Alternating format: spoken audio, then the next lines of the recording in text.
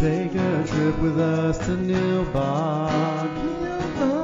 Just promise not to drink the goo. Oh my God! If you get sucked into the Matrix, we will sing the phone for you. Do you believe in fate? But every movie has a plot hole, and every hole gets filled somehow with whiskey, wine, or blue milk. Just don't cut me off right now. We're the Plotaholics, a breakfast club of two. We're the Plotaholics, ripping plots apart for you. Yeah, well, that's just like your opinion, man.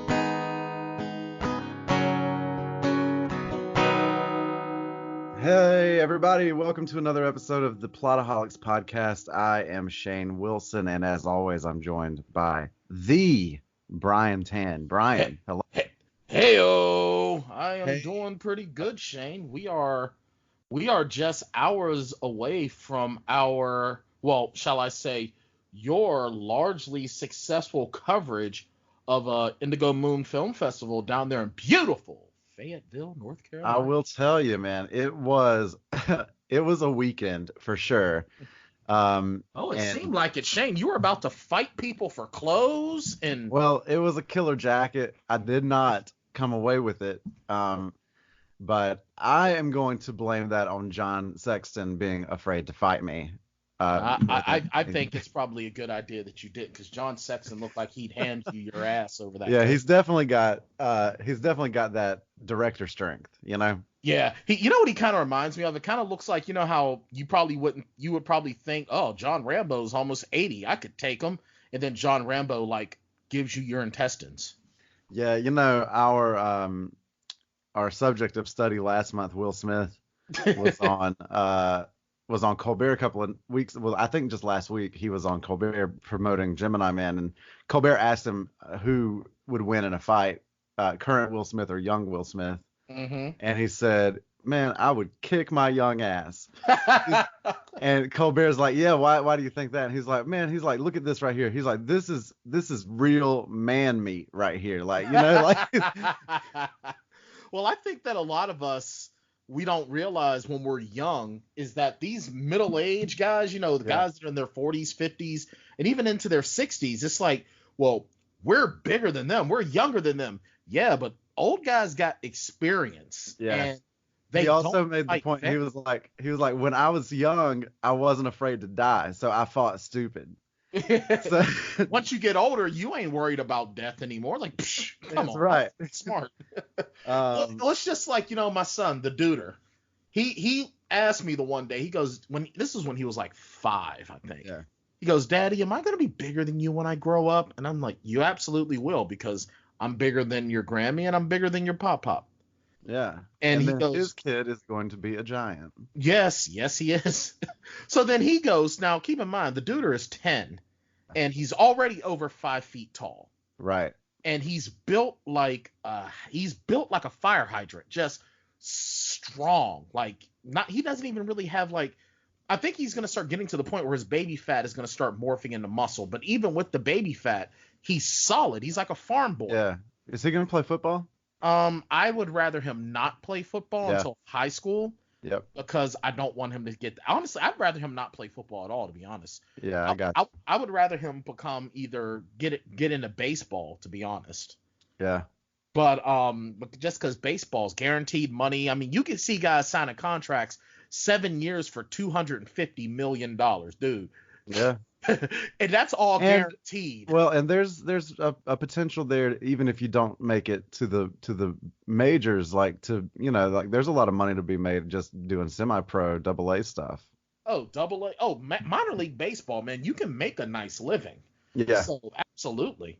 But either way, he goes to me, "Daddy, am I going to be bigger than you?" And I said, "Yeah, you are." And he goes, "Well, am I going to be able to beat you up?" I said, "Never in your life." He goes, Right. "Well, why?" And I said, "Because I'll know everything you know. but Yeah. you'll never know everything that I know. And Daddy won't fight fair. And he goes, well, what does that mean? I said, Daddy is not sold on being a grandfather. Right. And he thought about it for a second. He goes, oh, you'd break my pee-pee? And I was like, son, I would do it so that you wouldn't use that for anything other than keeping the dust out your butt crack. Yeah. Wow. Yeah. That's some real fatherly wisdom. My father always let me know that he could kick my ass, simply with his handshake. Oh, he's got one of those old Southerner handshakes. Oh where man, yeah. If you come at him with a soft ass Yankee shake, your hand is getting broke. For sure. In fact, even like the other old men at my parents' church would talk to me and they would be like, "How is your dad so strong?" Like, because the only thing they knew was his grip, but they were like, "What is going on with that?" See, that's one of those guys where there's two type of men. There's three types of men. There's men that give that fish handshake that I have zero respect for. Right. Then there's people that have to try to give you a squeezing handshake, which I have no respect for. Right. And then there's people that when you go and you just go web on web and you feel their grip and they're just giving you a firm handshake, it's like, now that's a handshake. Yeah, that's the thing. Like my dad, you have those guys that show restraint, that as soon as you feel the grip, you're like, oh, this dude could destroy me if he wanted to. Right. But he's just giving me the firm, And so like when I was a kid, I would do that stupid shit where I would like go in for the shake and then I would try to like out muscle him, but he would put me on my knees so fast. That's awesome. Oh man. Oh man. But That yeah, is man, cool. the Indigo Moon Film Festival was a ton of fun. It's a great festival put on here in Fayetteville, North Carolina. And yeah, they had people. Pat and what was the other lady's name? Pat and Jan. I knew it was, I almost said Jane, but I thought it was Jan. So Pat and Jan, they seem really, really cool and very happy to have us there and excited for us to come back, it seems. Yeah, we met a lot of really cool people. Michelle went with me in a unofficial social media coordinator sort of role. Nice. So a lot of the stuff that you saw posting on Instagram and stuff from the Plotaholics was Michelle at work. And she did a nice job capturing sort of the spirit of things. We, Brian, and I promise we'll get to our advertised content momentarily, but we had to actually step away for a good chunk of yesterday because, two reasons. One is after the interviews aired on Friday night, Michelle and I convinced a large chunk of that group that you saw us with to go out to karaoke. Oh boy. And we, like us and the directors in town for this film festival, shut down the bar. So we're all like getting Ubers at 2:30 a.m. Wow. And our friend Rit, who you met in the interviews the other night, who worked on Lindsay Lohan's Beach Club and works on Surviving R. Kelly, had a short film called Traitor that was showing at 10 a.m. the next morning. Woo! And so we all promised him. We were like, look, if you'll come hang out with us, we will all be at your showing. And Brian, let me tell you, we were all there, nursing our hangovers with coffee and water, but we were at that showing. I'm sure he appreciated that. Yeah, man. And it was a cool film. His film Traitor tells the story of what was really cool about it is that it was a story that sort of imagines a future America where Muslims are required to register. And then they are sort of kept in, these specific neighborhoods, and they're policed by a special group of law enforcement officials. And that sort of thing. But even though it's an imagined future America, he said it as a classic noir type film. So black and white, smoky lighting and everything. Oh, and he that said, sounds awesome. Yeah, and so he talked a little bit about that in the Q&A, and he said that the reason that he wanted to do that was even though this is set in the future, he wanted it to feel like we were going backward. And I thought that was like a really cool creative choice. That sounds awesome. That sounds really, really amazing. Yeah, he was a really thoughtful guy and really interesting to talk to. And listening to him talk about he's a story. He's in charge of story for reality TV programming that he works on. And so he's the guy that mines all of the footage to come up with the narrative. Oh, wow. Yeah. Well, So it sounds like your weekend has been way better than mine. well, I've been getting into arguments on Twitter with people. well, and here's my follow-up. So we all went to the 10 a.m. showing, and then me and Michelle were like, I'm beat. Like, we got to go, like, grab a nap, right? Right. So we're going to build a nap into our day. So we come back to the apartment, and we get a little lunch in us, and we watch the new episode of Creepshow. And then we're starting to settle in for a little nap, and the ice maker in the freezer is leaking everywhere. Oh. So now, like, we have to deal with the leak, and we get the water shut off and everything pretty quick, so it's not a huge deal. But now we have to wait around for maintenance at the apartment to come through and check on things. So we did end up missing a good bit of Saturday's festivities, but today we got to see all of the winning films, and so that was pretty cool. Well, that's good. I mean, well, is everything okay with the apartment? Yeah, everything's good. Yeah, we caught it in time. Okay. It puddled up pretty quick in there, but it didn't sit, so we were able to catch it and get it all dried up and everything. And all right, good. So there's no structural damage or anything like that. Now we just have to wait on a new ice maker. So. Oh, okay. Yeah, so it could have been way worse had we actually stayed at the festival all day. I can imagine. So it was a little bit of good fortune that we were so tired. Oh, that makes sense. I mean, goodness gracious. Yeah, but yeah, man. So that Friday night reception, we were the only media outlet represented there. Like the local paper, all of that stuff. Like they had covered the screening earlier in the night of the dog doc, but we were the only media outlet there doing interviews and stuff on that night. And those people, those directors, Wendy and John and all those guys, they were so happy to talk to us. It looked like they were very happy just to have people there that care about film and all of that. Yeah, they all were into what we're doing here with the Plotaholics and our shot count rating system and everything. Oh, that's great. Yeah, they were a good time. So I think that we will definitely have a place at next year's Indigo Moon Film Festival. At least here's hoping. It's the same weekend, so that October 11th weekend next year. So we have to find a way to get you down here. Yeah, I'll have to see about at least taking a part day or whatever, work a half day, and then drive down or whatever. We'll figure something out. Yeah, it's a good time. So. Yeah, and in fact, I'm gonna edit the footage from the other night together with some of the shots and stuff, and try to put us. I'm gonna write up my full report on the film festival and embed that footage and everything, so you guys can look for that this coming week sometime, probably on Tuesday. So that's gonna be awesome. So yeah, guys, after you've listened to this episode, listen to this Lost Boys episode tomorrow, Monday the 14th. Think next day you're gonna have Indigo Moon Film Festival footage. So woohoo on that. Like I said, your weekend has been very, very productive. I've just been getting into arguments with trolls on Twitter. Yeah. Yeah. Well, we also went to see Aladdin last night in Durham. So I've been really like balls to the wall this weekend. I got tickets to see Aladdin for Michelle's birthday over the summer, and then it just so happened that it was on the same weekend as the film festival, so we were packing it in this weekend for sure. How'd you like it? It was good, man.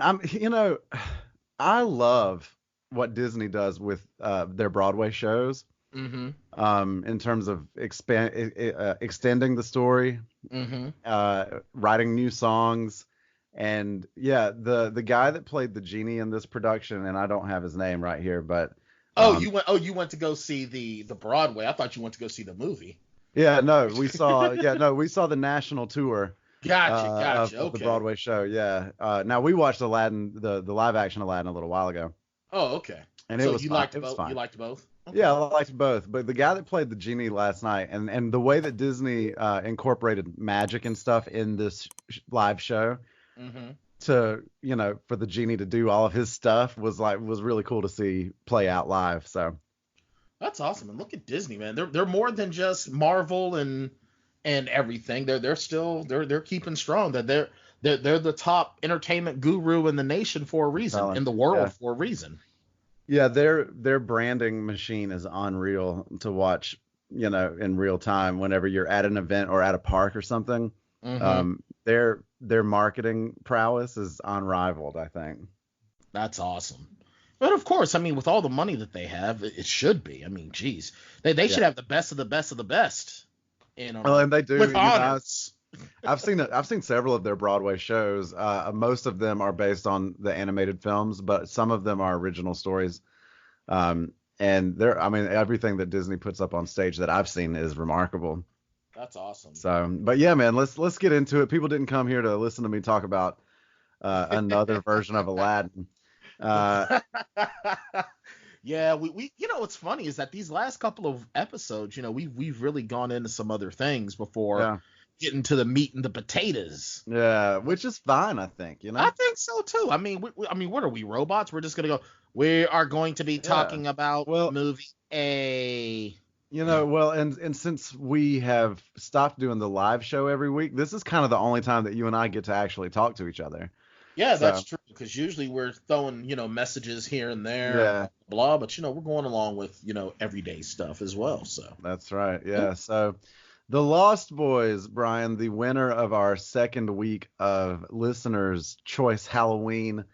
You want to talk about runaway episode? I mean, my God. Yeah, and I don't have the numbers right in front of me, but the Lost Boys came in with something like 61% of the vote, and the next nearest movie was like 20. Wow. So yeah, crazy. It was significant, and it ran away immediately. Like this was a no contest sort of situation.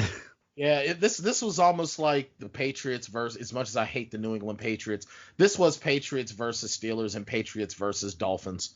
Yes, it absolutely. Really was. It was just, and honestly, we had a feeling this would happen. Actually, I think we had already had Lost Boys in the. We were already like, yeah, we're gonna be doing Lost Boys. Yeah, and so it's a movie that is, like loved by so many people, adored, It really is. I mean, this 1987 classic it's just that. It's a classic. It's a 32-year-old flick that is like one of the most beloved films in the vampire genre.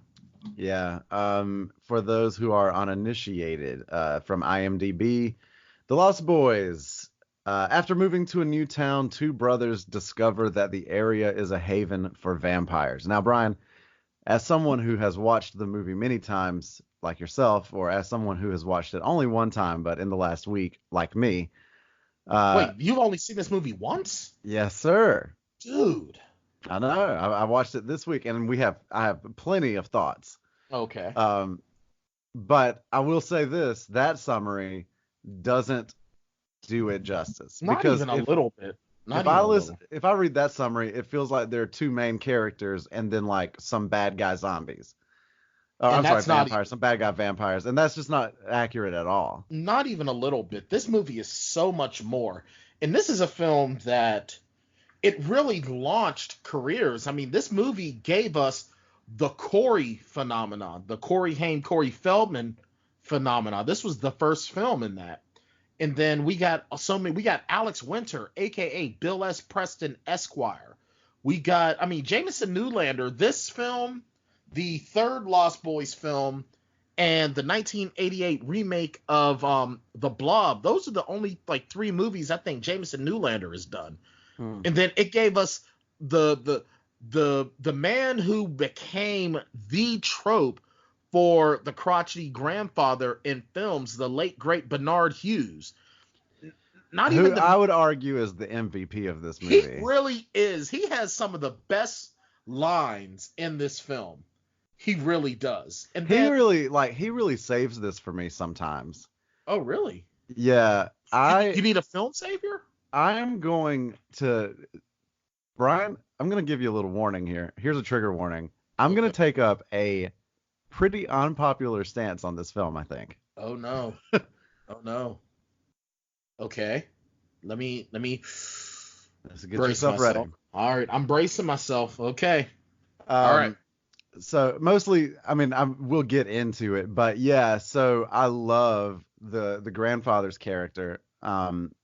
and then like I said, a lot of the times I was looking for him. I was like, where is he? Come back. I need that. I need that old earthy wisdom.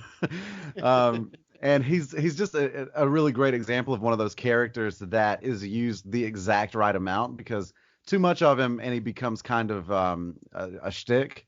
Right. But the amount that he is used is really nice, and it gives the film that levity that it does need at times.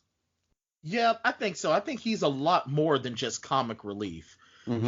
He's basically, a lot of what he is, he's us when we've already seen the film. Yeah. If Michael and Sam, and at some points even Michael being played by the great Jason Patric and Sam being played by the late great Corey Haim, and Lucy, their mother, played by the amazing Dianne Weist, they are us when we're first seeing the movie.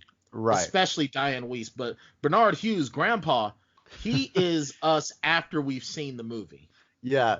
And let me speak to that a little bit. That's the perfect description, because I do feel like Dianne Weist when I watched this movie the first time. Oh yeah. Like, just this completely, like, there were so many times when I was like, has anything happened yet? She is so lovingly clueless. Yeah, and that was me. I mean, I hope I was lovingly clueless, but I was definitely clueless for part of it. And I mean, I wasn't. I don't want to say I was clueless for part of it, because I got it right. Like, this gang of like mullet-headed Joe Dirts, they're a bunch of vampires. Damn. And mullet-headed Joe Dirts. Wow. I mean, Keifer Sutherland is like albino Joe Dirt in this movie. Wow. That was mean. That was... Wow, Shane. I'm surprised at you. You're usually so nice. Yeah, I'm sorry. That was mean. I'm sorry. Okay. You're right. No, Keifer Sutherland was like albino Joe Dirte. Dirte. Don't church it up, son. Don't you mean Joe Dirt. Now, don't get me wrong. Everybody in the movie does a great job doing what they do, right? Like, I mean, Keifer Sutherland's Keifer Sutherland, and et cetera, right? But my real criticism here is a criticism that I had of Bad Boys, and that is that there are too many white people in it. You know what? That okay. You know what? For that, I can, because I don't think there's only one black person in this whole film, and all of her scenes are cut except for like one, and she has no lines. Yeah, and this is not a comment on diversity in film like it might sound. This is just a comment on all of these white people look the same. And and how do I know who's who? You know, like, he said they all look the same. Yeah, and I can say that as a white man. All of these white people are the same. Oh God. If they hadn't put Corey Feldman in some mock army fatigues, I would have been like, oh, well, there are two more vampires. Damn. So that is too funny. Now, am I saying that there's nothing to enjoy? No. Like, did I have a good time watching it? Yeah, I did. Like, I did like it. Okay. But it felt like, you know what bothered me a little bit about the first act of this? What's that? Okay, first of all, the third act was a blast. Once we got like sort of into it, it was so fun. I had a great time down the stretch, you know? Okay. The first act bothered me because it was striking up this position where it was trying to build a mystery about what was going on and who these people were and everything, and because it was trying to build a mystery, it felt like there were just a bunch of gaps in the first act that weren't necessary. Like, just be honest, man. Like, they're vampires, right? Like, no, I can understand that. I can get down with that. Speaking of like right now, I am actually trying to send you, because I have the graphic novel that acts as a sequel to this film, and I'm sending it to you. over Oh, Facebook because I'm curious to see what you think about it. Are there a lot of white people in it? There are a few. There are a couple. There are a few. Let's see. And at some point, if you want to, So is this based on? I guess so, because 2016. It's based on the film. It can act as a direct sequel. Okay. Now keep in mind also that there are 2 film sequels as well. Right. Yes. And that was also something that kept coming up whenever we were watching it here. And as I do most of the time whenever we watch a movie for the Plotaholics, I have a group of people with me watching it. Maybe not a huge group, but some people. And we kept being like, there are 2 more of these? Yeah, there are. And I'll tell you something right now. The third one is the far superior of the sequels. I gotcha. The second one is, I mean, it's all right. Like, the best part about it is the fact that Angus Sutherland, the younger brother of Keifer, is the lead vampire in the second one. Yeah. And Tom Savini is in, like, the opening credits. Mm-hmm. But the third movie is, for me, the far superior one. Just keeping that in mind in case you attempt to go. I wanted to ask you, as someone who saw this movie a long time ago, when did you first see it? When it came out? I was only 8 years old when this film came out, so my mother would not take me to go see it. I did see it in the subsequent year when it came onto cable, so about 1988. Yeah, so you were like 9, 10, somewhere in there. Mm-hmm. I wonder what place nostalgia plays into people's affinity for this movie. Oh my God, for me, tons. Because I still remember the first time I saw the trailer for this on TV. Yeah. I was afraid. Right. And then when I finally saw it, I mean, I was still a little bit scared, but I enjoyed it because it was fun and the music was amazing. Even you get such one of my favorite renditions of "Don't Let the Sun Go Down on Me" on the end credits by Roger Daltrey, and that really, like, this is one of the films musically between this and the Return of the Living Dead soundtrack and a few others that really helped nurture my love for music to the point where it opened me up to different music genres. Yeah, the music here is good. This is a good soundtrack for sure. I have no beef with that at all. And like I said, once we get into things a little bit, it starts to come together for me. I think that, you know what it is with a film, anything really like this, with such a large ensemble cast. The first act, we talked about this with Independence Day and how well they did in the first act, introducing us to all of the characters and making them stand apart from each other. The Lost Boys didn't do that for me in the first act here. Like, I was still playing catch up with, like, okay, now who is this guy in the second act? Right. Well, I think a lot of this comes as a shortcoming to its director, Joel Schumacher. I was going to talk to you about Joel Schumacher, and I was wondering if you thought maybe he was going ahead and practicing on how different ways to ruin bat-themed movies. Here's the thing about Joel Schumacher, okay? Now, he didn't write this, did he? Who was the writer on this? Give me 2 seconds, and I'm looking at it right here. Screenplay by 3 different people. Janice Fisher, James Jeremias, and Jeffrey Baum. Yeah, so screenplay by committee. But I do believe that Schumacher did have a lot of control over the script. He had a lot of control over it, though. Yeah, well, and also, I mean, you can't ignore the fact that this is like Joel Schumacher has a very clear visual aesthetic, and this film is pretty much on brand with that, I think. I'll say that Batman and Robin is sort of like the outlier to that, honestly, because Batman Forever is more like this movie. Right. And then he sort of has like a weird aesthetic stroke somewhere between those two. Well, see, here's my thing with Joel Schumacher. Joel Schumacher has directed some of my favorite films coming up. I really love Car Wash, The Wiz, DC Cab, which stars Mr. T and the Barbarian Brothers and a young Adam Baldwin. In this film, in St. Elmo's Fire, among others. But the one thing about Joel Schumacher is that it seems like in his directing style, he doesn't do an amazing job with sort of putting everything together. He kind of just wants to get to the good stuff. Yeah. So when he's doing his films, you know, because even in like DC Cab, some of the stuff, it's like, okay, why is this happening? Okay, why is this happening? And I understand what you mean in The Lost Boys, where and that's sort of a fault of directing style and of editing. You know, you should know who these people are, because I mean, I think, and this is something that you can, especially if you talk about like editing, and I know that like Robert Brown is going to be credited as the editor on this, but Schumacher is in the room with him, and the way that he films this and cuts this is similar to. Do you remember? Of course you do.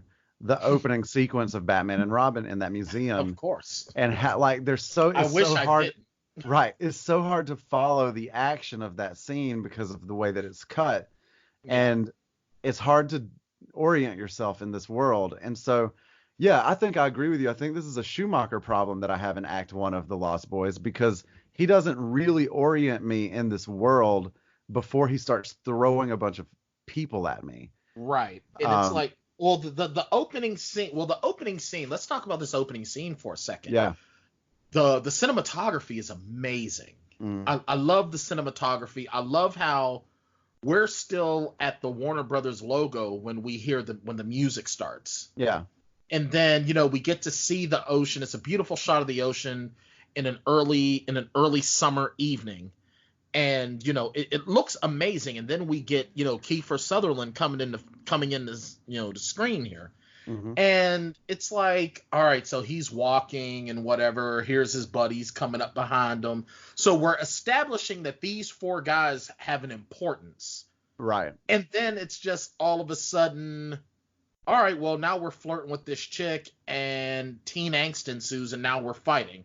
And here comes the security guard. Now, what was it in this opening scene that was lost for you? And I'm actually asking this for someone who is trying to understand your point of so right. He's not telling you it. It's clear. I think it's that the gang, right,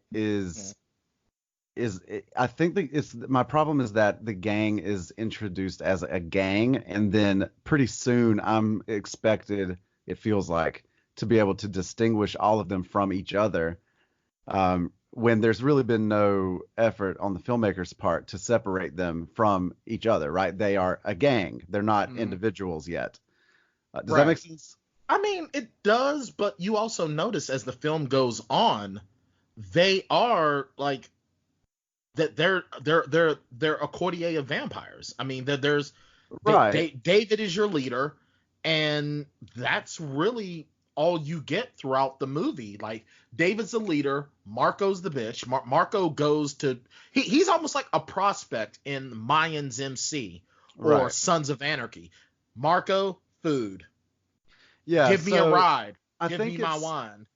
There's like you said, there's this moment on the carousel, right, where they flirt with this girl and then get in a little trouble and they're asked to leave, and it feels like Much Ado About Nothing, right? Like they're just kind of harassing this chick, like, and it feels like the movie's trying to make me think that they're badasses, but they haven't really done anything. And then after, like, pretty soon, like you said, then we get thrown into all this teen angst and everything, and then they start throwing you know, we get the Frog Brothers and we get this family that's moving out here, and we get, like, it's just these different pockets of people. Right. And so if Shane Wilson is directing this film, yeah, how would you do, like, the opening 15 minutes? So we get the introduction of David and the Lost Boys, David, Dwayne, Paul, and Marco, and the Surf Nazis. Oh, you know what I do? Now the family, the mom and the two sons coming into town, from outside. Yes. So we get the Lost Boys and the Emersons. How does Shane Wilson That's fine. introduce the Emersons and the Lost Boys? The Emersons introduction I have no problem with. Mm-hmm. They because they should exist in a vacuum. Okay. Right, because they're coming from outside. Like, this is a fish out of water sort of situation. They're new in town. They're blah blah blah. Like, so they're part of the story I don't really have a problem with. What I would do is I would spend probably more time on Star in the beginning, maybe even a little bit more time on how she gets mixed up. Like, it feels like there's more here than just like we just met her tonight. You know what I mean? Well, the only problem with that, though, is that then you give away this big reveal that these guys are vampires, though. Right, which is the fucking point, man. Like, they are vampires. Why are we hiding that? Like that's kind of the fucking point, right? Like, okay. Oh, all right. I hear you. No, I totally get you. Because if they're not vampires, then they're just a bunch of schmucks, right? Like they're just. I think we realize that the surf Nazis aren't vampires because the dude and his girlfriend end up getting killed in the first 5 minutes. Yeah, so I think what I do that maybe makes it more interesting for me, and we've talked about this. Like, I don't like movies that actively try to mislead me. A twist is one thing, but a lie is another thing. Okay. A twist is not a lie. That's a great episode about Bob's Burgers, about that idea. But and I'm not saying that the Lost Boys lied to me, but I think what I would have liked is an interaction between, and maybe I missed it. If I did, then I take full responsibility. But an interaction between the Frog Brothers and the gang in that first little bit. Like, there was no interaction between them. Establish this conflict a little bit more for me, because my biggest problem here is that there are too many. It's season 1 of Game of Thrones. Everybody's too spread out. Like, I need relationships. Like, not just we're a gang and we're, brothers that like to go vampire hunt, and we're the people that work at the video store, and we're the family from out of town. Like, connect the dots for me a little bit more, Okay, well, let me devil's advocate for you. Please do. All right, so what is no, you cannot. I'm just kidding. Oh, that sucks. Well, you know what? I'm gonna veto that as co-host. That's fair. So, all right. So, what's one of the main tropes? Not I don't even want to say tropes. I hate using that term, and I blame CinemaSins for me using trope all the time. Yeah. I really do, but anywho, I digress. What is one of the main things in all vampire films, or even vampire and werewolf films, that is done? And that is your vampire characters hide in plain sight at night. So, and with the Frog Brothers being active vampire hunters in a town that size, big enough that it's got a massive theme park as its center, they're not gonna know they're not gonna know that they're vampires to interact with, because you figure that the Lost Boys, they're about, let's say, between 16 and 19 ish looking. Yeah. While the frogs and Sam are probably about 14 maybe. Yeah, that's what it felt like. So they're not going to be hanging out with guys that age. Right. So, but they do say that they know that there's vampire activity. They know that, there's, werewolves and blah, blah, blah. Right. Cool. So, but they're not going to know who the vampires are. That's fair. That interaction is going to be difficult. Now, if, say, the Lost Boys like to pick on them like older kids do. Right. So now we've got a little bit more of that teen angst. Maybe it makes the surprise that they're vampires mean a little bit more. Right. So here's my other counterpoint then, because it is pretty early on after we meet the Frog Brothers that they talk about the vampire activity, right? Right. I feel like whenever they mention that, the surprise is spoiled anyway. Because when they mention that there are vampires, now it's like, but we know that there's something up at the very beginning when we hear the and the lid to the car gets torn off. Right. Yeah, that's what I'm saying is like that if they're trying to hide it from us, then they're doing a bad job. And if they're trying to show us that they're vampires, they're also doing a bad job. Like pick a lane, bro. Like either hide it and make it a reveal or tell us. You know what I mean? That's a good point. That's a good point. But I think what Schumacher is trying to do at this point, and wow, I really sound like I'm like trying to outwardly protect Joel Schumacher I know. here. Remember Batman and Robin? Oh man, you know what? With Batman and Robin, I just want Bat nipples. You are defending a defense for Joel Schumacher is a defense for bat nipples. Wow, you really just went political. You really just politicized this. Wow. Oh my. You're either with us or you're with the terrorists. I love it. I love it. But here's the way I'll look at it is that I think what he's trying to do, and maybe this is a product of the 80s. It's like we know that there's something up with them. We have an idea that something is up with them. It's just we want to see the what is up. We know there's something. It's kind of like with Joker. We know what's gonna be. It's the getting there. So I think, but I'm just not sure that the getting there works for me. Once we got there, I was fine. Right. So at what point did it start to turn around for you? What point were you like, okay? Oh, I think it's probably when they get into the hideout. I was just thinking it's got to be when they get into the cave. Yeah. After Michael follows the guys and he gets peer pressured into racing their motorcycles. Yeah. Out to the night. And he gets peer pressured into drinking blood. That's good. I really love the vampire mind games though that David plays. I think David is one of up to this point.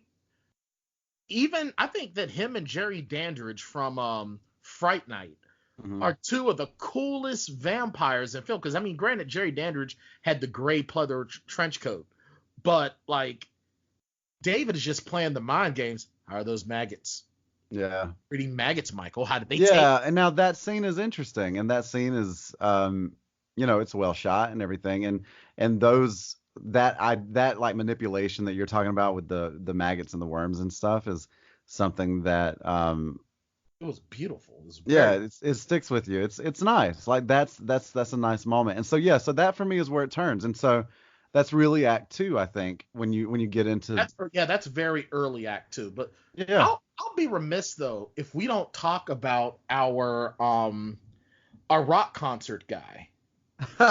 Okay, I love shirtless saxophone guy. Tim Capello as the saxophone player.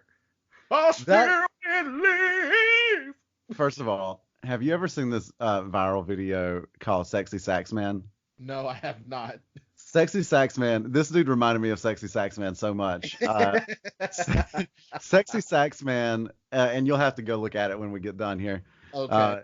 Basically, he's shirtless, but he has like suspenders on.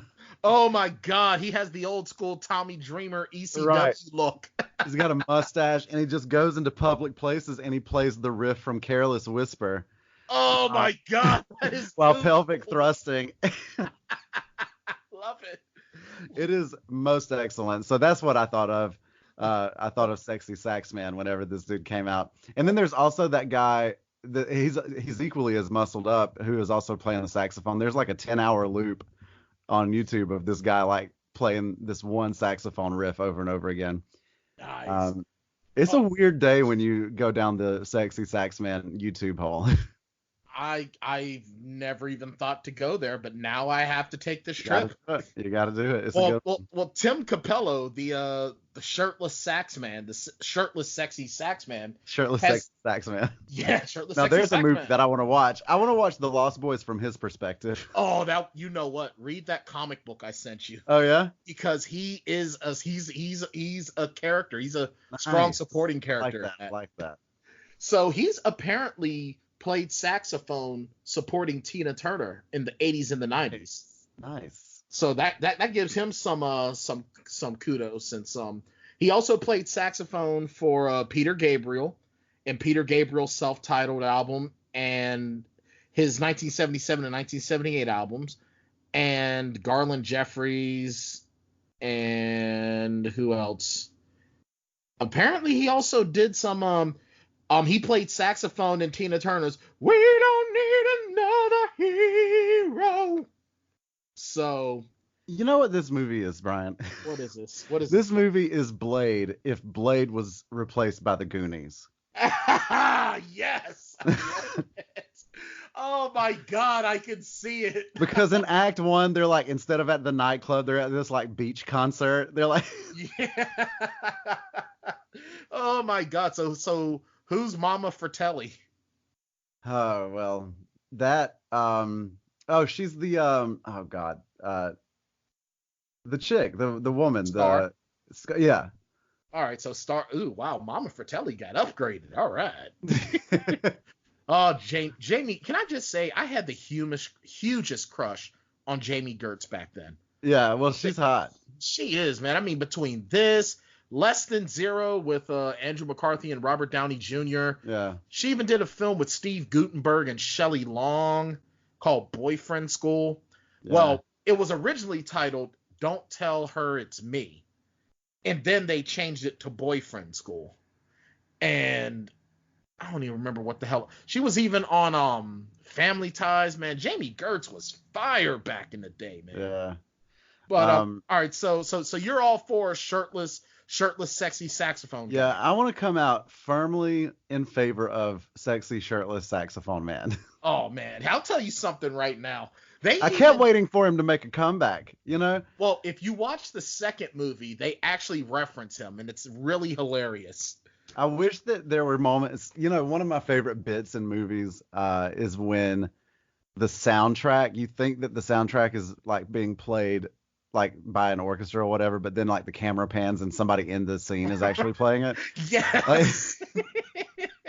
Like that's one of my favorite bits. Fourth wall break. Yeah, I would have loved for him to have been playing something at some point, at some intense moment in the movie, and it just like pans and he's like still over there just like grinding with his shirt off playing the saxophone. It all greased up, man. Your boy was greased up like a professional wrestler. He looked like he was ready to go into WrestleMania. Yeah, and so like I said, like even though like Act 1 it was hit and miss for me, like I still had fun watching it, you know. Yeah. And once I got my footing, I was along for the ride. I was here for it, you know. Right. And so like while I mean I'm panning it early on, I think that man, you know what? A lot of this thing I think was just like Keifer Sutherland, bro. What is going on with that hair, man? Like I get it, like okay, it's the 80s. And like, but the bleach blonde thing I think bothered me even more than, and thank God they did that because there's already too many white people in this movie. If there was another brunette, I don't know what I would have done. But well, we had sort of a Dusty Rhodes Ric Flair blonde in Keifer Sutherland. Yeah. Then we had the dark brunette for Billy Wirth as Dwayne, who was also a finalist in the first season of American Gladiators back in the day.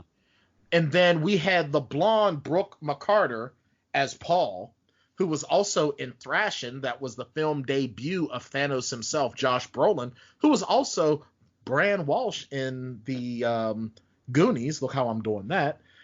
And then we had the sort of blonde ginger type in Alex Winter as Marco. So, I mean, we just had the white guy rainbow. We did. I was going to ask you, you mentioned the Corey on Corey action here. Oh man, Corey on Corey is always some good Coreying.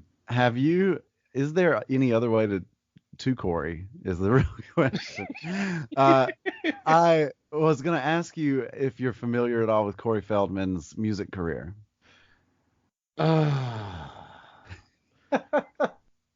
Unfortunately, yes.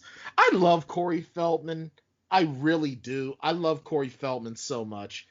I think Corey Feldman is probably he's one of those guys who, you know, he saw the ugly side of the business, and he's trying to just do his best to make things better and to get rid of his demons. And God bless him for everything he's doing. He's currently trying to get distribution on a documentary he's almost living in fear because he has all this knowledge of the sort of the pedophile ring in Hollywood, and he lives in constant fear, it seems like, but he's being brave, and I give him credit. But his music sometimes is... He had a moment a few years ago where it felt like he was starting to go, like, tread into some Charlie Sheen territory. Yeah. But maybe he's starting to dial that back a little bit, but that music was no good. Well, he was also trying really hard to be like the white Michael Jackson in a lot of ways with his hair, the hat, the dancing. Even within the last few years with some of his music, it was like he was trying to be like this weird combination of Prince, Michael Jackson, and Sinead O'Connor. Almost. Well, and R. Kelly in some ways, because he had this like weird sex cult thing going on. I love you, Corey. His angels. Yeah, and the music, it was so odd. Like I think that like musically and singing wise, he's got talent. Yeah. In his own way. I mean, it's one of those, all right, I wouldn't sign, if I were Brian Tan, the head of A&R for, I work directly under Frankie Sharp of Sharp Records. I would probably sign him to one of our subsidiary labels and allow him to really enjoy a lot of like the indie cult status. You know what I mean? I wouldn't have him on I would have him on like MTV at night. You know what I mean? Did you ever hear, do you know, we're swinging out wide from the center right now. We'll come back. We will. But there's on Sirius XM, there's a DJ called Rude Jude. Have you ever heard of him? I don't listen to Sirius. So Rude Jude had Corey Feldman on when he was promoting that Angels, Demons to Angels album or whatever it was called. Okay. And so this was after Corey Feldman had published a book wherein he talked about all kinds of stuff, personal stuff, Okay. And so Rude Jude was asking him about the stuff in the book, and he didn't want to talk about it. He just wanted to talk about the music or whatever. Yeah. And so Jude was like, okay, we'll play it. And so he played the track, and then he's like, do you want to see what people thought about it? And Corey Feldman's like, yeah. And so Jude picked up a couple of phone calls, and they were all like, this shit sucks so much. That's so And he just left. Like, Corey Feldman just walked out of the studio. He's like, okay, if that's how you're going to do me, I'm out. And he was like, Jude is like, dude wanted to ask the phone lines. That's what I did. They didn't like it. It's just whack. But see, sometimes you wonder when you go onto those shows. Yeah. Do they have people like that work for them calling? Because remember they did that in Butterfly Kisses? Right. Where the guy was in, and they actually like had some people call in, but then they actually, you know what I mean? So it makes you wonder. For sure, yeah. But at the same time, as just a casual listener, I could tell that song sucked too. Oh my God. You know what though? I'm not gonna bash Corey Feldman. I'm not. But I will say this, that some of his music, I mean, it takes a lot of courage to perform for people. Yeah, now, and I'll say that too for the guy. Like, it may not be my cup of tea, but that's a tough business for sure. And like he's out there, he's doing the best he can with it. You have to assume that he is, right? Because why would you put up anything less than the best? So right, and that is his best effort, and he's proud of it. Then fuck it, man, do you, right? Yeah, because I mean, you know what? Because there's a lot of folks that hated Queen. That like a lot of people hated Queen at first. Yeah. A lot of people, there's a lot of folks that are brilliant musicians that they just weren't anyone's cup of tea. Oh, so you heard it here first, everybody. Corey Feldman is the next Freddie Mercury. No, I'm not going that far. You know what though? I will say this. Some of Corey's music, it goes to an odd place that I'm not ready to go to. Yeah. And I'm not saying that he's terrible. I am going to say that it's odd, and it's just not my cup of tea. Yeah. And I'll leave it at that, you know. Yeah. But I mean, he's doing his thing, and you know what? He makes more money to perform and quote unquote suck than I do. That's a fair point. So back plus to the plus he said it his best at the end of Meatballs 4. He was in Goonies. Yeah, right. So He was. I wasn't in Goonies. Right, but also I don't think that Corey Feldman can be like given credit for being in Goonies. Like that's a right place, right time situation, right? He's Corey Feldman. He was. I want to get back to The Lost Boys by asking you if you've ever seen The Room with Tommy Wiseau. No, I have not seen The Room.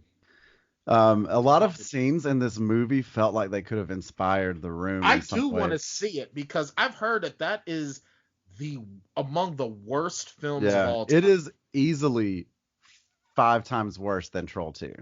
Ugh! I don't know if I could handle it. It's amazing. It's amazing. It's a movie that is so bad. I love it. I've watched that movie more times than probably any other movie, except for The Lion King, which I watched every afternoon of the 5th grade. All right, so you know what that means then. Do you own this film? Yes. So when you come up for the wedding, oh yeah, you have to bring it, and then we're just gonna have a movie night, like the night before the wedding. Yeah. We're just gonna have a movie night. We'll have a second sort of bachelor party thing going. I love it. Because the bachelor party is gonna be like the week before. Yeah. So we're gonna have a movie hangout night because I'm gonna let Sharon stay at the apartment. So we're gonna have to find another. Either we'll hang in your room or we'll go to Nick's place or whatever. Well, the reason I bring it up is there's the scene in The Lost Boys, the sex scene, right? Okay. With Star and White Boy number 2. Michael. With Star and Michael is shot so much like the sex scenes in The Room. Like it's shot through this like canopy, sort of like lacy canopy. And it's got this like really romantic music and everything. The thing about The Room, though, is that the sex scenes go on for so long that it becomes super uncomfortable for everybody watching. But it has long been rumored that Tommy Wiseau wanted The Room to be about a vampire.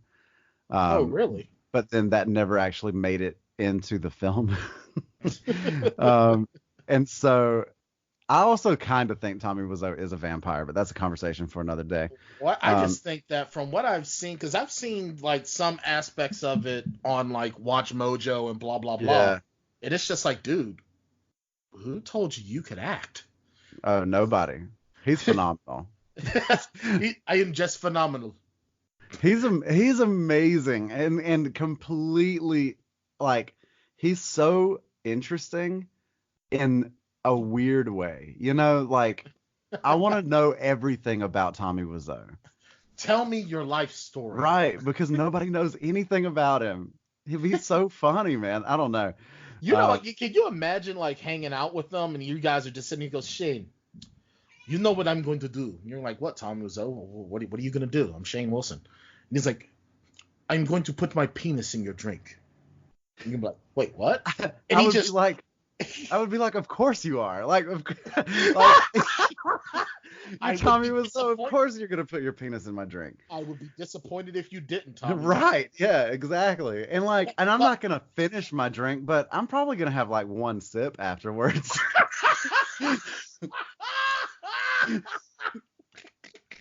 No, here's the thing. So he drops trowel and he goes to put his junk in your drink. But he's not shaved. He actually has rainbow dyed pubes. So his pubes are like rainbow. It looks like he has Skittles going on down there. Yeah. And then but he's keeping up a conversation with you while his junk is in your drink. Now, what do you drink? I appreciate the eye contact, honestly. Yeah, you know, you guys are still having now. What are you drinking during this discussion? Oh, if I'm hanging out with Tommy Wiseau, then I'm definitely having a Wild Turkey 101 for sure. All right. So he's putting his penis in liquor.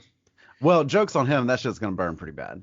Yeah, but he's Tommy Wiseau, so he's too cool to feel it. Yeah. And he's just like, and then he's gonna look at you after and goes, "Well, aren't you going to finish?" And I'm gonna be like, Tommy, man, what do you want me to do? Your dick's been in my drink. Like, I'll have some, but I'm not gonna finish it. No. I'll have some, but I'm not gonna. No, but then he's like, but I bought this for you. Oh, well, if he bought it for me, it would be rude to throw it out. So yeah, I guess I'll finish it. With rainbow pubes and Because all. listen, because then no one would be able to take the story away from me about the time that I drank whiskey that had Tommy Wiseau's dick in it. Now I'll have a piece of him in me forever. That's right. I will say that when we started an episode about the Lost Boys, I never dreamed that we would talk about Tommy Wiseau's penis for this long. Either did I, and I'm wondering even how we even got to this point. But, hey, I'm having fun with this. Yeah. So the whole point is that this film's I feel like this film probably inspired him on some level. This film has inspired a lot. I mean, you figure the horror comedy, this is listed as a horror comedy. Yeah. So you figure this is a film that probably inspired Buffy the Vampire Slayer in its own way. Oh, it absolutely did. I wanted to say something about the horror comedy thing. Vamp out, of course. Yeah. The horror comedy thing. I think that I had a hard time also in Act 1 because I was trying to get, like I said, I was trying to get my feet under me with the different characters, but also with the style, right? Because it's pretty, like, that opening sequence, like you mentioned, coming over the ocean and everything, and the way that the first several interactions with the different characters are portrayed, it feels like it's going to be a pretty serious sort of movie. It does feel like it's going to be like a serious horror. And so when the family rolls up to Grandpa's house and we get all the fucking taxidermy and all of this and his refrigerator. Oh, all of that. Yeah, and I was like, is this the same movie? And I think it took a little while for the two different, for the comedy and the horror to get blended together for me, like, because it felt jarring when you would have the scenes with the gang and then the scenes with the family. They just felt very different. They felt very far away from each other. Yeah, I can get along with that. I thought what was really great about it is that, I love the opening cinematic where I love where the opening credits are on, and we're having the Echo and the Bunnymen version of People Are Strange, and we're getting that feeling of Santa Carla, and I thought it was a really cool way to introduce the Emersons. We find out Michael's trying hard to just get work. Sam is just like enamored about this new place. Lucy is caring about kids she doesn't even know eating. And, it goes to show how much of a beautiful heart she has. Yeah. And then we get to them getting to her father's house, and you see all the taxidermy. And then and I used to freak out, him just laying there on the porch playing dead. From what I heard, doing a damn good job of it too. And man, I love it. I'm like, this dude's just kooky, man. And that's like, I remember as a kid, I was like, I want to be just like that when I'm old. And then he's like not wanting anyone to touch his root beer, and I'm like, dude, this guy is awesome.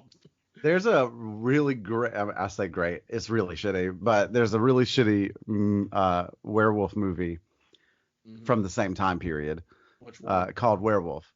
And it has the same kooky kind of old man in it as this guy. And like you were saying, the trope, right?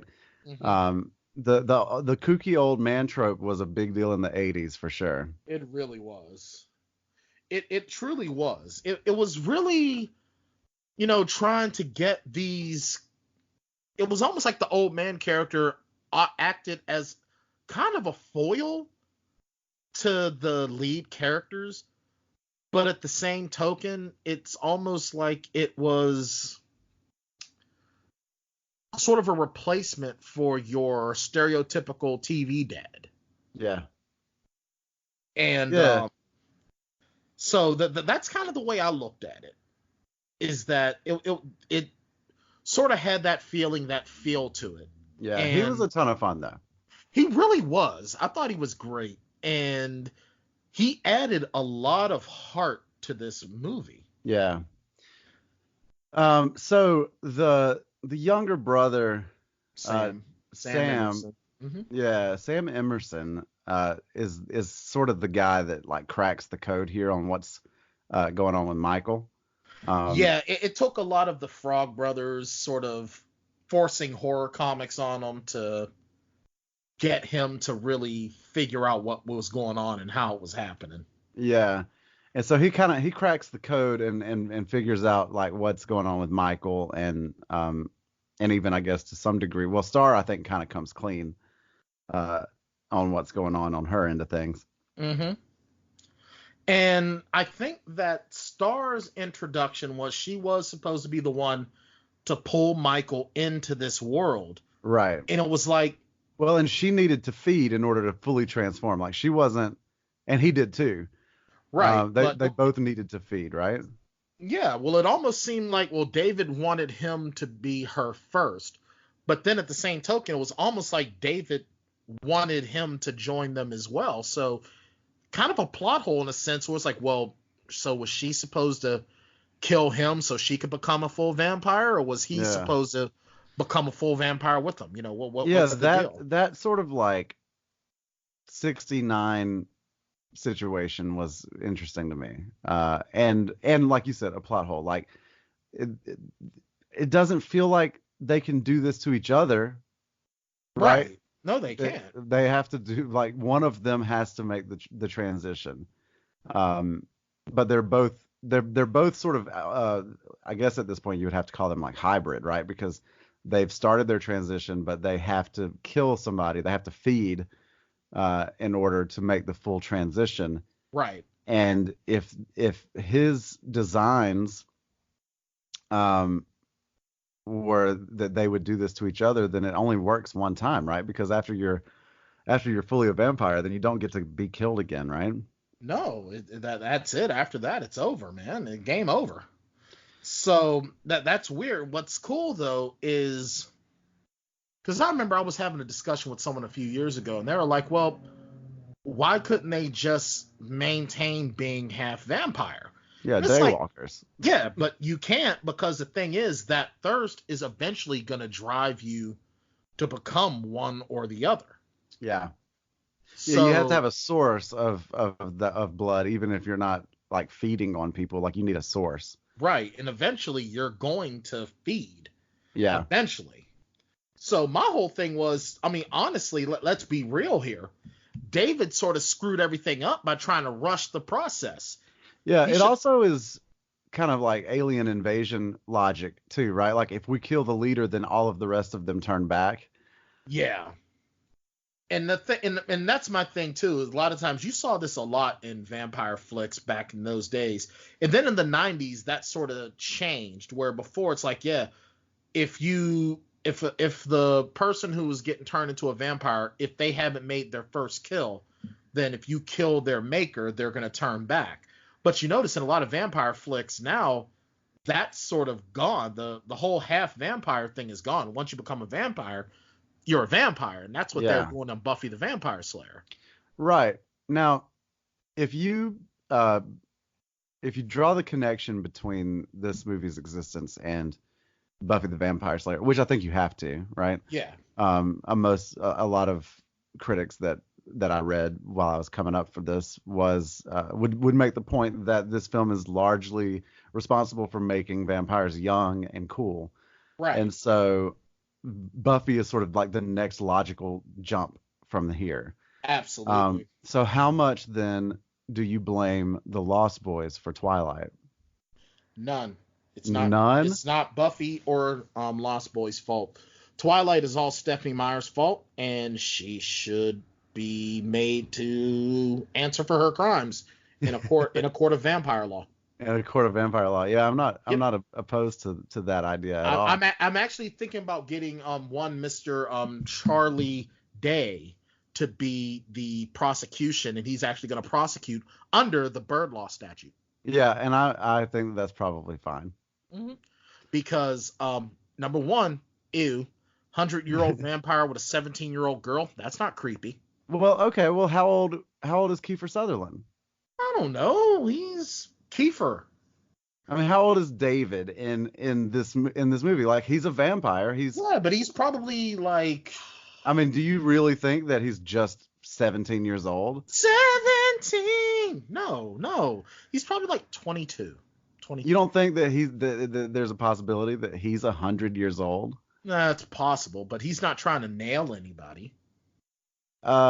Is he not trying to nail Star at all? You don't think so? I don't know. It didn't seem like it. You know, she rode on his bike, but then after that, he kept her at arm's length. He's like, I'm hanging with the bros, man.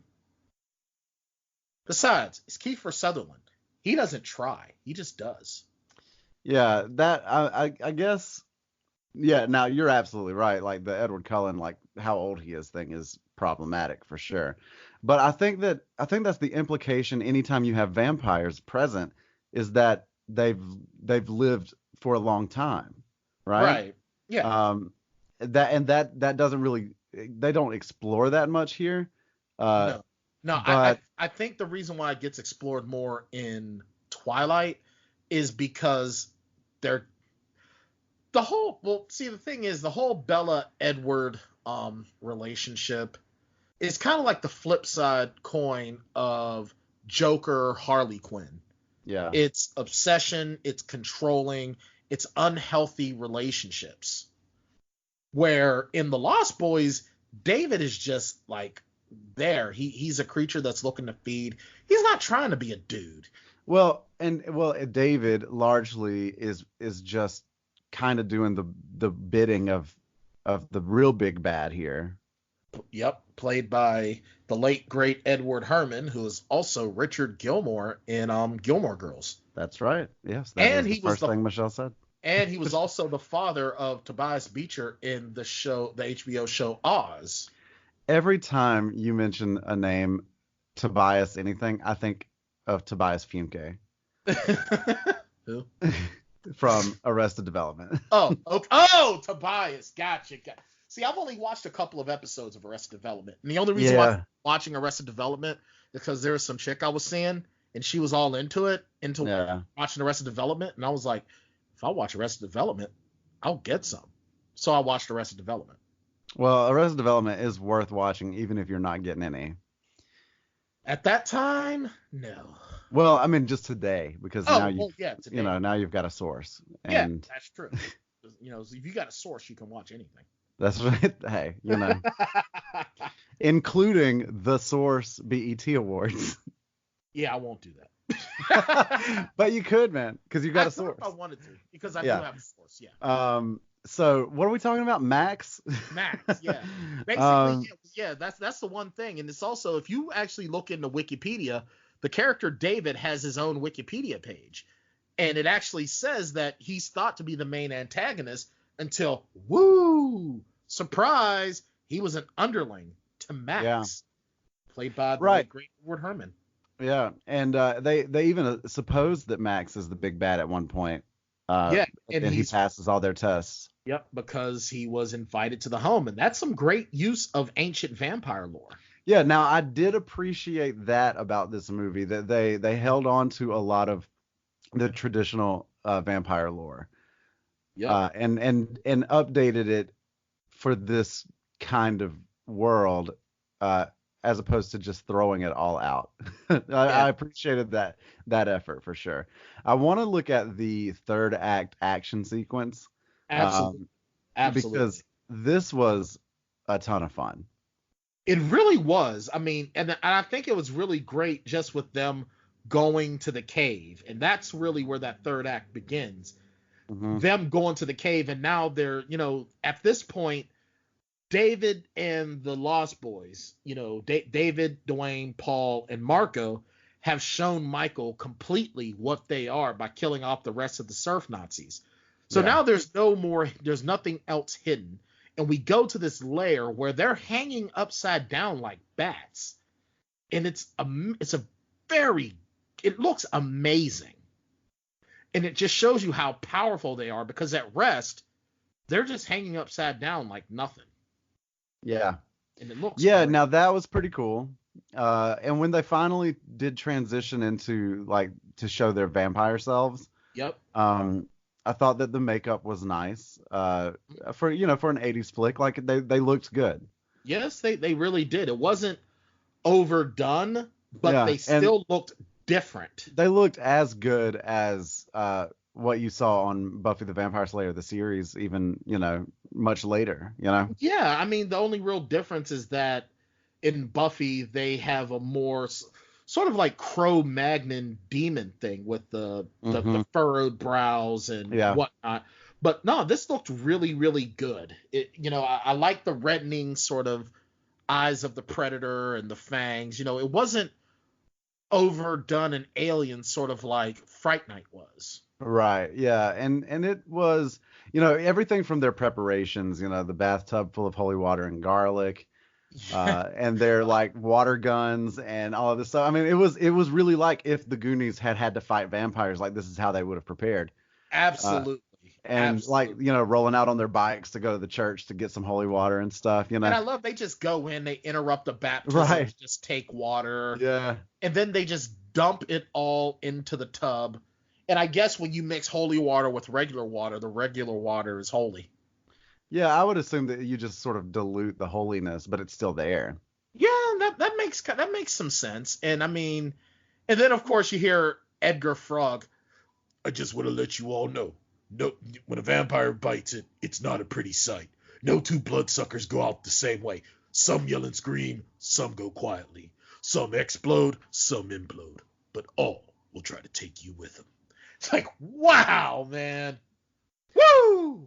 Love it. Also, excellent job on that delivery. Who needs to do clips? We'll just have you interact or reenact all of the scenes.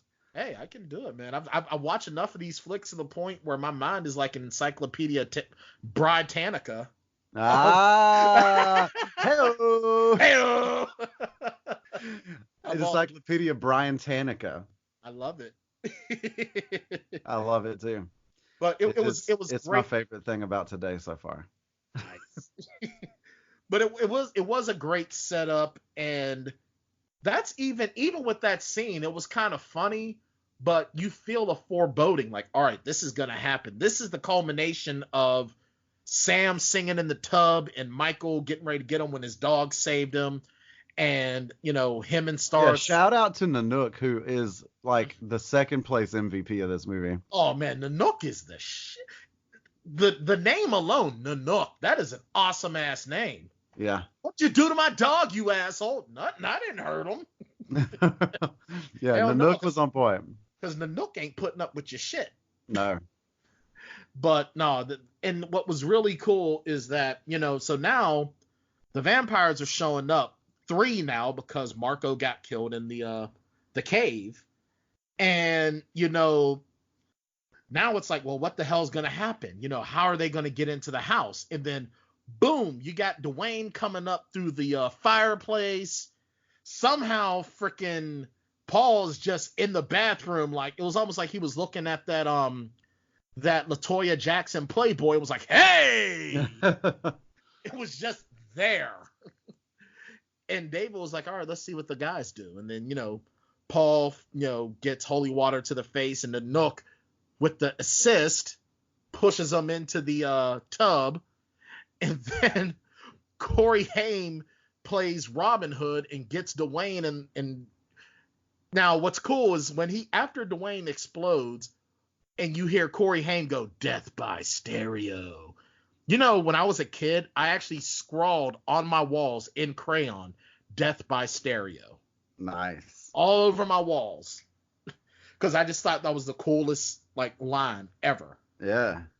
Well, It's a very cool line. And did you put it above your boombox or stereo system? Actually, I did. Nice. But what I want to know is, how is it that, a vampire dies in the tub and it just destroys all your plumbing? Like, what the hell? Yeah, man. Yeah, they're. How does I don't know. I don't know how that works, and the kitchen just gets destroyed. Yeah, I would be mad as hell because I got blood all over. Now, man, my kitchen looks. You know what? I shouldn't even make that joke. I'm gonna make that joke. Man, my kitchen looks like the 50-foot woman just had her period in my kitchen. This messed up. I had a roast I was gonna make. Not anymore. There's blood all over my damn kitchen. All over my root beer, all over my double thick Oreo cookies. And you know these assholes done tore off the address label because it was curled, and now you done ripped the cover of my TV guide. I'm pissed. Yeah, but he just rolls in and has like the moment of the movie, honestly. The thing about Santa Carla I never could stomach. All the damn vampires. And that's all you need, man. Like that final moment is, I mean, he wins the movie, I think. I think that Grandpa wins the movie. I think so, but I really loved the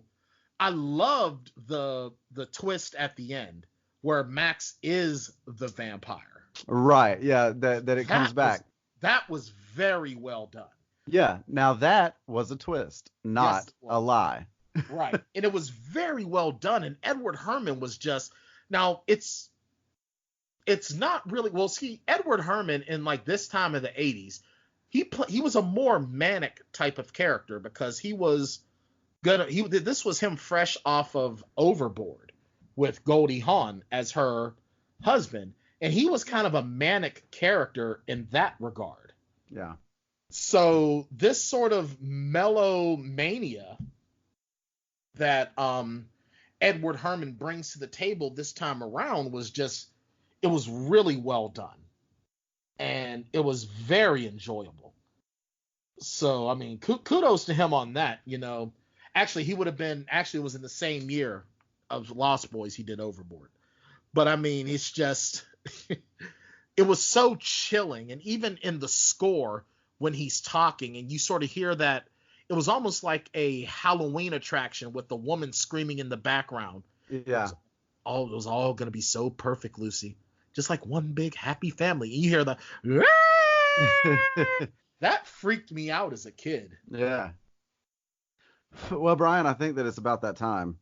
Yeah, I think we are there. You know, this was you know what? Let's let Smiley do his thing, and then we'll go there. Yeah, we'll get into our ratings. The Plotaholics rating system for the movies is a pretty simple system. Basically, they rate movies based on how many shots it takes to get through them. So if you got a good movie and you get through it all the way sober, then it takes 0 shots to get through the movie. And then if you got a really bad movie, then it could take up to 5 shots to get through the whole thing. I think you can try to figure out the middle part yourself. So, what can I get you? All right. Well, Brian, I think that, I don't know. Who would you like to go first, since you've seen it a bunch of times? Yeah, I'll go first, and I'll tell you something. This is a film full of nostalgia, full of fun, full of just, it's just greatness personified. And this is the film that really redefined the vampire film genre, in my opinion. You know, this is the film that really set the table for a Buffy the Vampire Slayer, for Charmed, even for Supernatural in its own way with the, you know, the horror comedy. So honestly, this film, Shane, for me is a trendsetter. Yeah. It's a trendsetter. And you know what? This may just be the nostalgia talking, but I'm giving this I want to give this a 0-shot rating. Oh, God. But I'm not. Okay. I'm not. All right. Because a lot of the pacing issues that we discussed, that is sort of a Joel Schumacher. Right. Look, you can like the movie, but like we gave Boys in the Hood a 0-shot rating. Absolutely. You know, Absolutely. So this is a film that honestly, I give it, as much as I love this film, I give it a 2-shot rating. The editing and the pacing is really, really sort of rough in the very, very beginning. We lose out on a main character based on editing, and that's never really something that I enjoy. It always makes me wonder, even 30 years later, what it could have been. Yeah, and that is news to me, honestly, and an interesting revelation, because at 98 minutes they could have kept this They could have kept this other character in the film. Yeah, and that character is Maria, played by Kelly Minter, she's been in her fair share of films herself. She's been in The Principal with the less funny Belushi brother James. As much as I don't want to be mean to him, Kelly Jo Minter was also in The People Under the Stairs, a Wes Craven classic. Yeah. Nightmare on Elm Street 5, The Dream Child. She was in House Party with Kid and Play for a few minutes. She was actually in the Cher film Mask in 1985. Mm. So she's been in. Is that the film where Cher puts on a Jim Carrey mask? Close, very close. It was the film where Cher plays Rusty Dennis, the mother of Rocky Dennis, who sort of has the facial deformity. Does she in that film at any point turn back time? Oh yeah, because she finds a way. Okay. She finds it. She was also. That was great. That was absolutely amazing. She was also in Doc Hollywood with the amazing Michael J. Fox. So yeah, we lost out on Kelly Jo Minter in this film thanks to and I wonder what she would have added to the film. I don't know at this point. I guess we'll never know unless they come out with the 4K version that has all that stuff on it. Yeah. Largely, I mean, clearly a successful film, $8.5 million budget, $32.2 million at the box office. Like, that is a success. Absolutely. Now, you gave it 2 shots. Yeah. Okay. I've struggled with this. Okay. I literally not even one time thought about giving it a 0-shot rating. Okay. And I wonder, and we talked a little bit about this, about the place that nostalgia plays and how beloved this movie is. And I wonder if it's something that because I missed it when I was a kid. Right. I wonder if that taints the way that I, engage with it now. Also, I wonder, knowing that it's so beloved, I wonder how that also changed my expectations for it going in, No, I hear you. Yeah, it's one of those. It's a weird kind of experience to revisit a cult classic this many years later, because I've spent most of my adult life hearing how good The Lost Boys is, and so what does that do for my expectations for the film? Am I able to really experience it as I would going into it on day one of a theatrical showing? No, right? No, you can't. You really can't. Right. And so I think that hype and admiration, it does a couple of things, right? But I think one of the biggest things that it does is that it highlights problems, right? Because whenever you're watching something that everybody loves, anything that's wrong with it immediately stands out more. Yeah. And so my rating is not fair to The Lost Boys, right? And I can admit that. And it's something that I want to watch again as well, because I believe that it probably, like we said, on a first viewing, you are the mother and sons just getting into town, right? Not knowing anything about it. I think this movie probably benefits from repeated viewing.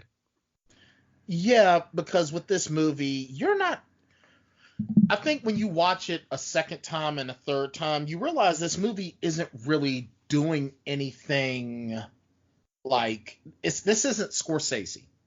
Well, no, right. So it's being very direct. Yeah. Right. Even though we spent a good portion of the first part of this episode talking about how it was trying to beat around the bush. Right. It tries to beat around the bush, but once you know what's coming, well, you can say that with most films. So let me get my point a little bit better. Well, sometimes it's a pleasure to ride the uncertainty, right? Right. of a new experience. Sometimes, like, some movies are not better the second time you watch them. Right.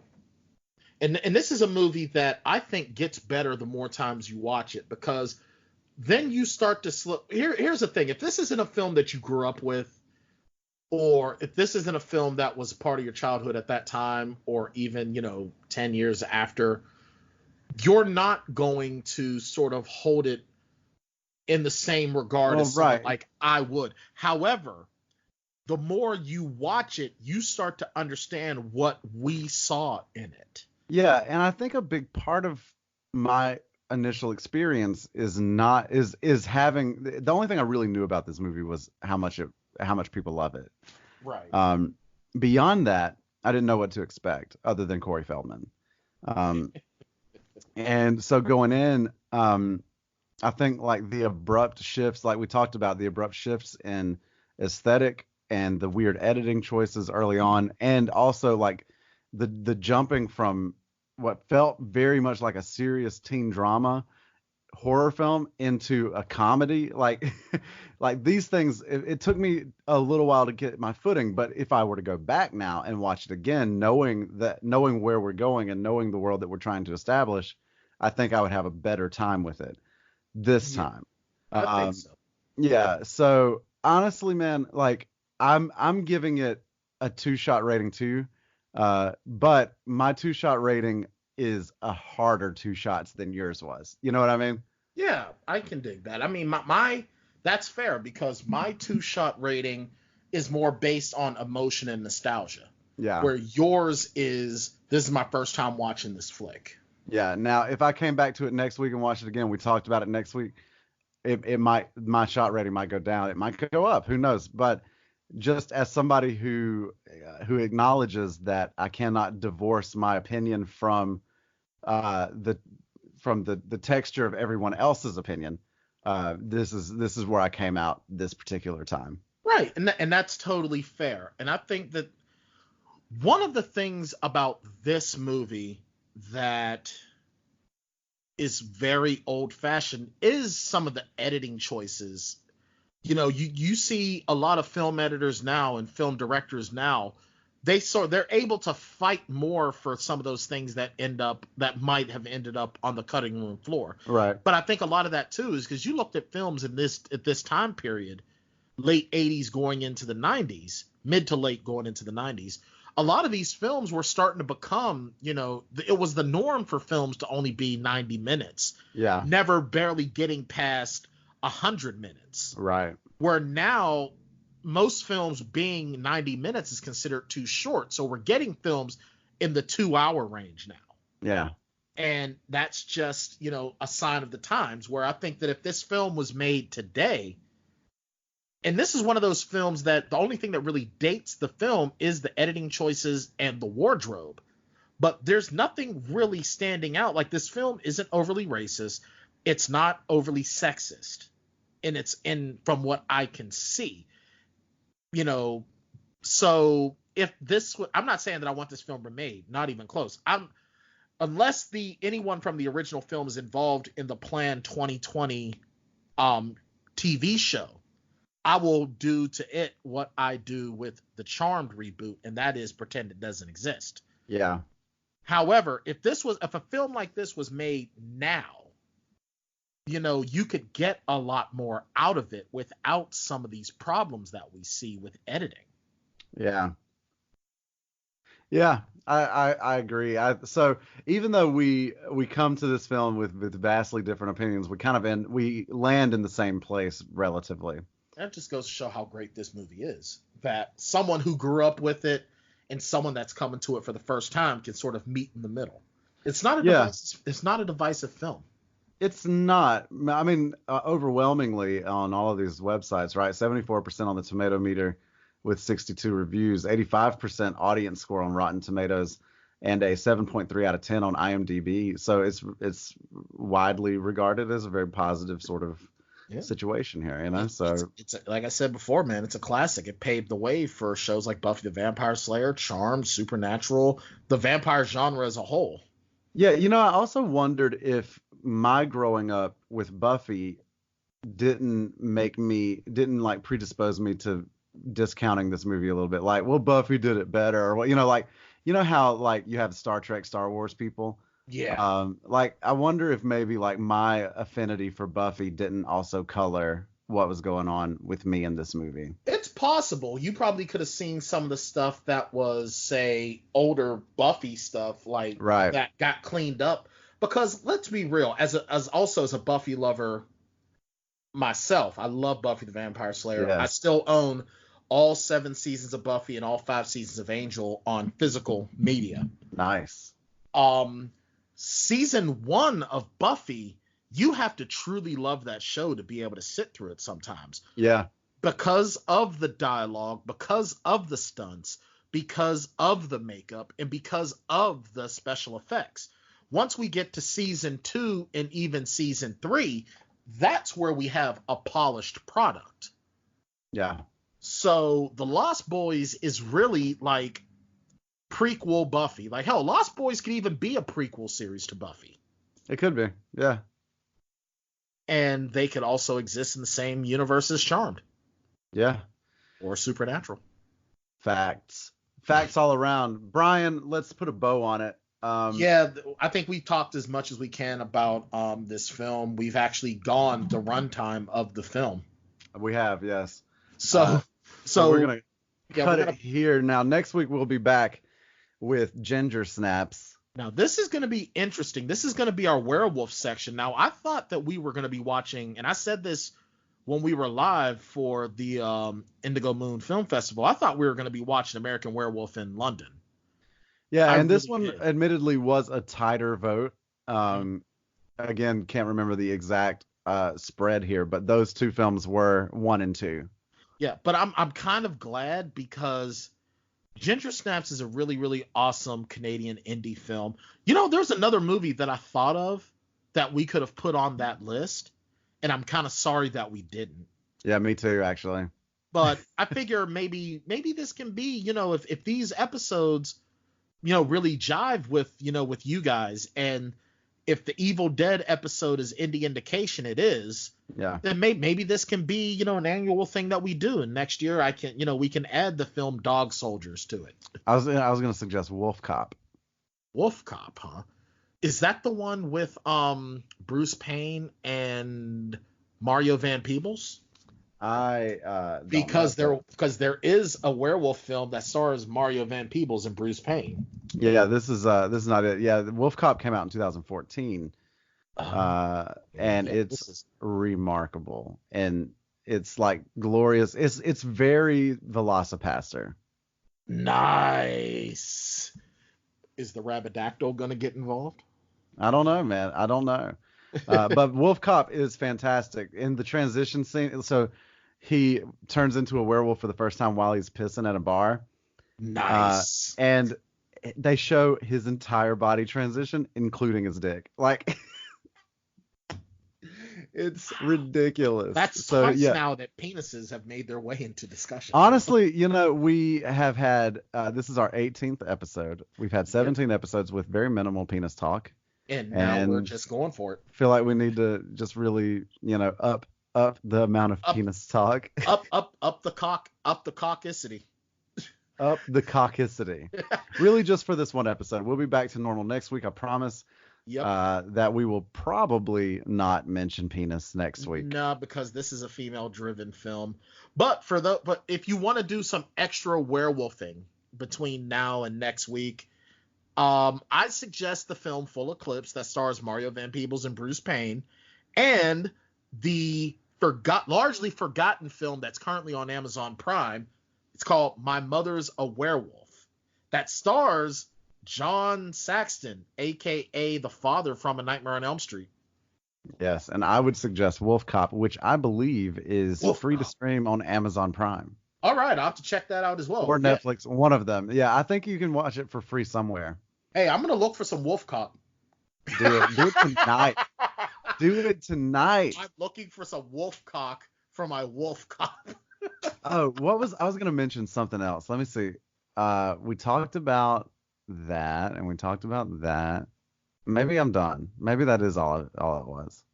Oh, All I know is that I just said that I wanted to see some wolf cocks. So I mean, I know that No, I need I to- heard you. I know what you said, and I'm telling you that about 30 minutes into Wolf Cop, you're gonna be pleased. Okay, I'm excited now. I'm gonna commit. Do it. It's the best movie about a weird satanic ritual happening in the forest in spite of the local lackluster sheriff's deputy turning into a werewolf that I've ever seen. Lou Garou. Oh my god. Why don't they just call them Lobo Sanguine? Oh man, yeah. I love it. I love it. I can't wait. Oh wait, was that someone's name? Sergeant Tina? Yes. Oh my god, I am so in like Flynn. I'm Yeah. gonna check this out. And then there's a sequel. Yeah, Another Wolf Cop. The sequel is also very good, but Wolf Cop 2014 is the best. I'm looking at the sequels are a disease. Meet the cure. Oh my god, this film poster is out of sight. The first film poster for Wolf Cop, it shows him in his cop uniform holding a gun. It says, "Here comes the fuzz." Yeah, I saw that. Oh my god, this is like if Scott Howard became a cop. It really is Velocipaster if Velocipaster had a budget, because like it's not really done. Oh my god. All I know is this though. No film is ever gonna beat FX here. SFX here. I don't do. Oh no, not at all. No. Velocipaster. Yeah, Nothing is I know gonna what you're talking about. That was amazing, yeah. And if you have not heard our interview with Alyssa Kempinski from Velocipaster, that is a bonus episode. Excuse me, a bonus episode that is available. I guess a couple of weeks old at this point, but it's 2 weeks old at this point. I definitely suggest you guys check it out. And Alyssa Kempinski, man, she is a class act all the way, man. Absolutely. Well, Brian, we've rambled on for long enough. Let's call it a day. Yeah, I got a roast in the oven, and Fat Kid ain't gonna stay fat on his own. So That's right. Got to go do work. that's right. Hey, man, gotta go get fat. All right. Well, hey, everybody, for the Plotaholics, I am Shane Wilson. And I'm Brian Tan. And we'll talk to you again real soon. Take a trip with us to Nilbog. Just promise not to drink the goo. Oh my god! If you get sucked into the Matrix, we will send a phone for you. Do you believe in fate? Sometimes the end game is the perfect place to start. We're in the end game now. And other times you want to pretend the prequels were never a real thing. Let's just pod race to the end. It's working! Every movie has a plot hole, and every hole gets filled somehow. Whiskey, wine, or blue milk. Just don't cut me off right now. We're the Plotaholics, a breakfast club or two. We are the Plotaholics, ripping plots apart for you. Shane and Bryan are an island, two real-life misfit toys, wanting to be a RoboCop. Thank you for your cooperation. Settling for Black Circle boys, and just like Dr. Hammond, extracting amber from wood. And later there's running and A screaming. little too busy asking if we could, and never asking if we should. But every movie has a plot hole, and every hole gets filled somehow with whiskey, wine, or blue milk. Just don't cut me off right now. We're the Plotaholics, a breakfast club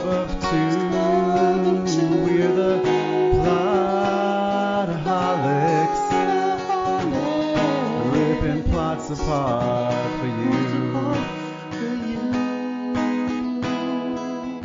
Yeah, well, that's just like your opinion, man.